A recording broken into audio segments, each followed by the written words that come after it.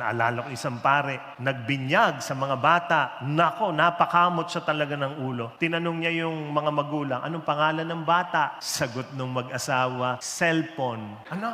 Ba't cellphone? Galing po sa aming mag-asawa. Ano galing? Pangalan namin. Ako po, si Celia. Ang mister ko, si Ponce. Kaya ang bata, cellphone. Father, kamot ulo. O ikaw, anong pangalan naman ng bata? Yung isa. Napangiti niya yung mag-asawa. Charger. Ha? Charger ang pangalan ng anak niyo? Oo, bakit? Galing po sa aming mag-asawa. Ako po si Chari, siya po si Roger. Ikaw, ano naman ang pangalan ng anak niyo? Napangiti yung mag-asawa. SIM card. Ako po si Siming. Siya po si Carding. Alam mo, sabi ng pare, tigil-tigilan niyo yan. Walang matutuloy na binyag.